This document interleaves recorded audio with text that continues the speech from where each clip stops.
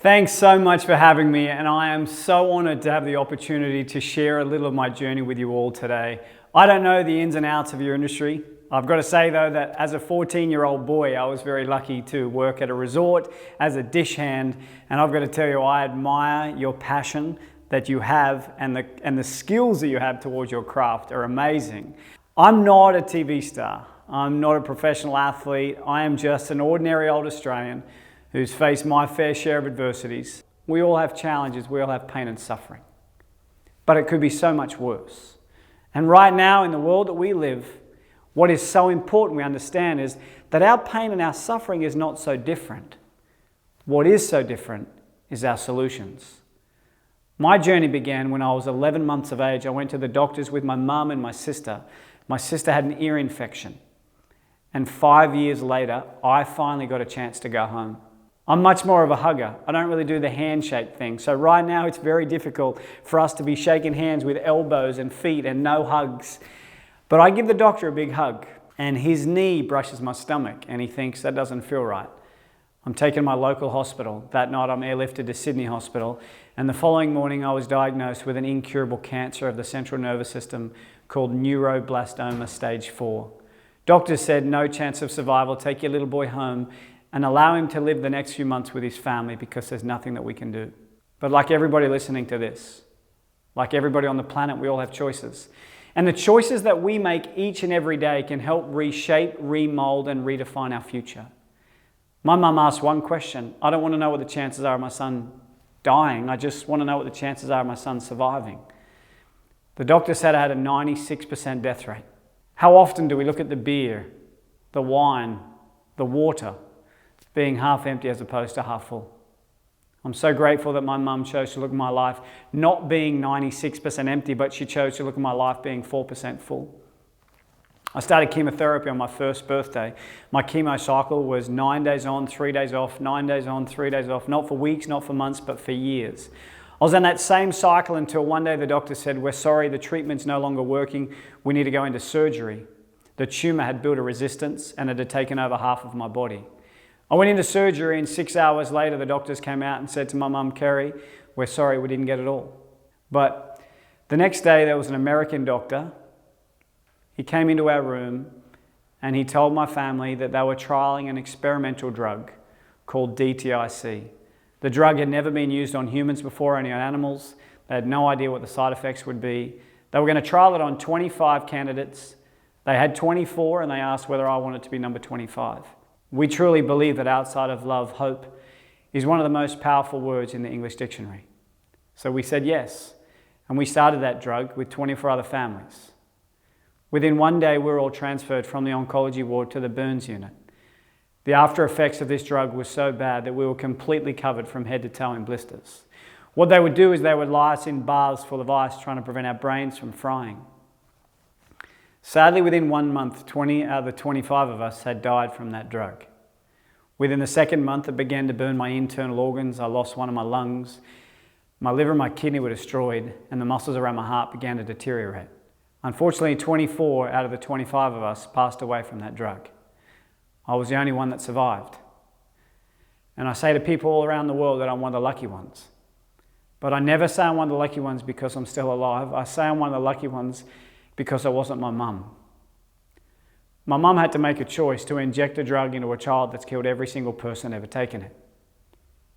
She had to go to death counselling once a week for 2 hours to deal with what was going to happen to a little boy. I hope no one ever has to walk in the shoes of my mum. But she taught me some really powerful and really valuable lessons as a little boy. The first thing she taught me was, it is not the adversity in your life that defines you, it's how you deal with it. She said to me I needed to have a dream, and I had a dream. She said, "What's your dream, son?" I said, "When I grow up, I want to be normal like everybody else. I want to go to school, I want to play sport. I want to enjoy the simple things that people take for granted every single day." But my mum wouldn't take that dream. She said I needed to stretch, I needed to grow, I needed to have a bigger dream. So the next day she came in, she said, "What's your dream?" I said, "One day when I grow up, not only do I want to be normal like everybody else, but one day I want to play baseball in America." And she sort of thought, I kind of like your first dream a lot more than your second dream. Your first dream was a lot more realistic. But she believed in me. And what I think that is so important right now in this world is we strive daily to try and find other people to believe in us. Identify that one person that's going to give us the strength and the courage and the inner fight to achieve our own dreams because they believe in us. But I think the only person that must believe in us is the person that looks back at us in the mirror every time we brush our teeth. I think that if we believe in us, we can overcome amazing challenges and we can achieve greatness in our life. I was told when I was finally allowed to go home that I would never go to school, I would never play sport, I'd be a housebound baby, and if I reached my teenage years, it would be a miracle. I made out I didn't hear those words when they were telling my mum outside the curtains. And when she came in, I said, "What did the doctors say?" She said, "Oh, the doctors told me that everything was going to be okay." My mum carried the fear and the burden of her son dying because she wanted me to lead a normal life. She let me go to school. I imagined how school was going to be. I was going to be the class clown, the teacher's pet. I was going to get great grades. But then I realized when I got there that I was very different. I had no hair, I had no eyelashes, I had scabby skin. I had to sit on a nebulizer every recess, every lunchtime. And I promise you, I really thought that my time in hospital was easier than my time at school, because there wasn't one day in hospital that I got picked on. There wasn't one day in hospital I got called names. But I don't think there was one day at school where I didn't get picked on. But one thing that I learned is that your value does not decrease based on one's inability to see your worth. You know, it's crazy right now that people perceive your value based on how big your house is, or what type of car you drive, or how many followers you have on social media. Your value should be dictated by the amount of lives that you can impact, by the way you represent yourself and the passion that you have in your heart to serve other people and make a difference in other people's lives. That's what I think is important. That's what I think our true value should be determined by. I had this dream of wanting to play baseball in America. That was my big dream. That was getting me out of bed fighting every day. And I started to play the game that I loved, even though they told me I'd never be able to play sport. By the time I was 12, I started to play pretty good. I made the Coffs Harbour team, which is my hometown. Then I made my state team. And 1 week before I flew out to the national championships, I got really sick. I got glandular fever. And I'm sure you know, you go into hospital nowadays still, and you go in with one thing and you seem to collect everything whilst you're in there before you're finally allowed to go home. I went in there with glandular fever, then I got the chicken pox, then I got pneumonia, then I got the belly bug, and then all of a sudden my whole world changed. I went to take a deep breath in, and the pain that I felt in my chest is something that no 12-year-old should ever have to feel. At the age of 12, I suffered my first major heart attack. I was in hospital for 4 months and I became a depressed little boy, until I heard the doctors say to my mum outside, "Your son, his heart is so badly damaged that he will never be able to play sport again." My mum come through the curtains and I said, "What did the doctors say?" And she said to me, "Oh, the doctors told me that everything was going to be okay." I realized then and there that no one in your life is ever going to tell you what you can do. They'll only ever tell you what you can't do. And it's your choice whether you choose to listen to that negativity or whether you can believe in yourself and realize that anything is possible. 2.5 years after being told I would never play sport again, I made the under-16 Australian Expos team. I got a chance to fly to America and achieve my dreams. I got a chance to listen to our national anthem, watch our flag get raised. I got a chance to do something that people told me all my life I'd never be able to do.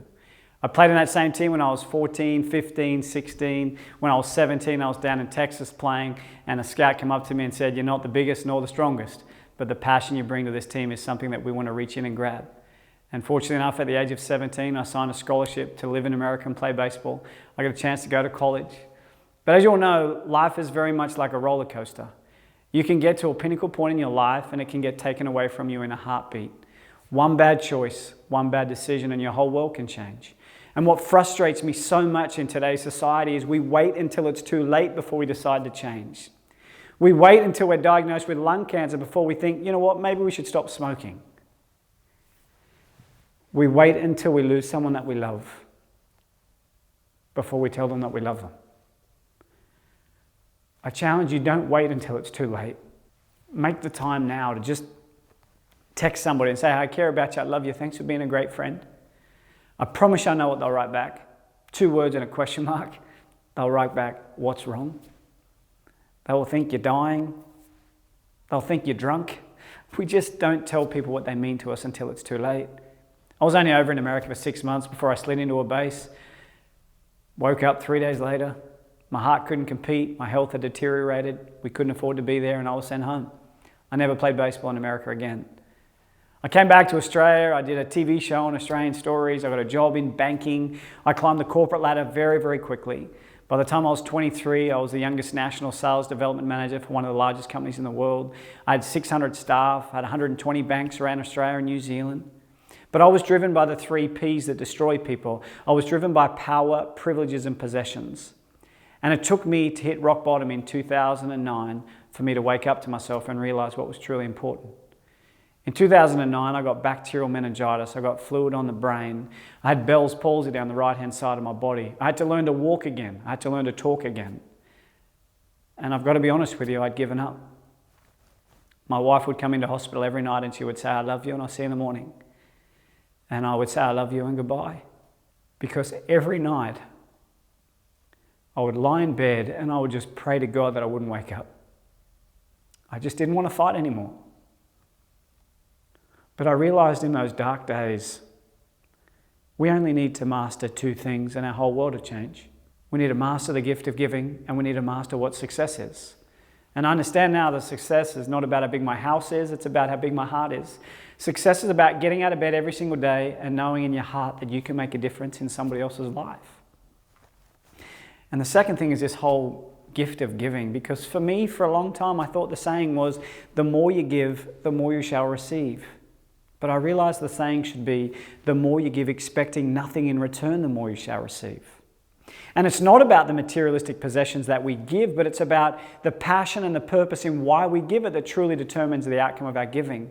That's why I really love the saying, we must give without remembering, and we must receive without forgetting. Can you imagine if that was the way we lived our lives? And I know in the industry that you work, that is your passion. That's what you do every day. You serve other people. You make a positive impact on other people's lives, not because you're expecting something in return, but purely to make a positive impact on their lives. I decided to walk away from the corporate world. I had a dream and a goal to make a global impact, and people laughed at me. They told me I was crazy. I decided to get into the humanitarian space, and after the earthquake hit in 2010, killed 316,000 people down in Haiti, left millions of people homeless, I decided to go down there and rebuild a school for 120 little kids in a remote village called Bouvier. I realized the key to transformation is education, and to see the smile on their faces and the impact that we've been able to make was life-changing. But on the way back from rebuilding the school, I stopped in at an orphanage, and it broke my heart. I spoke to this one little boy. I said, "What's the best part about living here?" He said, "The best part is I get a bowl of rice guaranteed every second day." I said, "What's the worst part?" He said, "Oh, the worst part is of a night time, because that's when the earthquake hit, killed my mum, dad, and both my brothers. And where I sleep, I have a little tarp over my bed, and when it rains, I get soaking wet." He said, "But it doesn't really matter whether it rains or not. I still get soaking wet because I share a bed with 2 little boys, and both of them still pee their pants." I realized I had to do something. I realized the life that we complain about is only a dream for some. I came back to Australia, I raised a whole heap of money. I went back and I rebuilt the orphanage from the ground up. Now we have 40 of the most beautiful little babies that we get a chance to look after 365 days a year. And we were told we would never be able to have kids. I try and practice every time I'm at home, but it never goes down really well. But we really wanted to have a family, and to have those 40 little babies that we could take care of was just a real dream come true. But I went over there because I wanted to do something for somebody else who would never be able to return the favor. But that old saying, when you change the way you look at things, the things you look at change.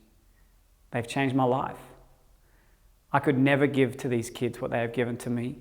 They wake up every morning and they have no iPads, no iPhones, no jobs, no mum, no dad, and they woke up this morning and they thought they had everything. And the reason why they thought they had everything is because they woke up this morning. Can you imagine if that was the way you looked at your life? We could get through this pandemic. We could get through the elections. We could get through the challenges that the world is throwing at us. The reason why we can do it is because we woke up this morning. What an amazing way to look at your life. They taught me that your head needs to be where your body's at. I think so often in the world we live in today, we are so fearful of what might be tomorrow. We're so regretful of what could have been yesterday. We forget to be present. We forget to be where we are right now. That's why our head needs to be where our body's at. They have changed my life, and I am eternally grateful for the impact that they have had on my life as opposed to the impact that I've had on theirs. 2016 for me was, without a doubt, one of the greatest yet one of the most challenging years of my life. In 2016, I finally was in a position to be able to give back to my beautiful mum. I got a chance to buy her a little home here in my hometown, put a pink ribbon on a door. To be able to give back to that one woman who sacrificed so much of her life for me was without a doubt one of the greatest days of my life. To see her smile, to hear the tone of voice when I talk to her, to go and visit and see her playing in the garden, it finally makes me proud of the man that I've become. And I realize that it is far greater to give than to receive. But less than a month after giving her the keys, my wife had organised a test for me at the hospital because she knew that there was something wrong, and I tried to do the male thing and ignore it. I went and got some scans, and the doctor sat me down and he said to me, "Michael, we're terribly sorry, but we have found 4 more tumours in your throat and your tomorrows aren't guaranteed." I remember saying back to him, that's one thing that we all have in common, because no one's guaranteed tomorrow. I remember I was driving home in my car and my mum called and she said to me, "Michael, what did the doctor say?" And I remember saying back to her, "Mum, the doctors told me that everything was going to be okay." I had to do a video message saying goodbye to my family. I prepared my own funeral. I put pen to paper and wrote my first autobiography because I wanted to be able to leave a legacy for my family if I wasn't to make it. We had surgery and they removed 3 out of the 4 tumours. The 4th tumour is wrapped around my vocal cord and there's nothing they can do about it. But the one thing that I've learned is the quality of one's life is not dictated, nor is it determined by the amount of days that we live on this earth. It's about what we fit into those days that allows us to live a remarkable life. My book now is a bestseller across 6 different countries around the world, and we donate all the profits to charity because that is my chance and my way of leaving a legacy and living into my legacy whilst I'm still here. But the one thing that I wanted more than anything in the world was the one thing they said would never be able to be achieved, and that was to one day become a dad. I think to be a parent is without a doubt the greatest gift that God can bestow on any of us. And in 2017, we announced to the world that we were going to have a baby in February of 2018. But when my wife was 29 weeks pregnant, she had a lot of back pain and we were taken into hospital. I had no idea what was going on, but we were immediately airlifted from our local hospital here in Coffs Harbour down to Sydney. And she was pumped full of every drug known to man to try and keep our baby inside. But our baby had other plans.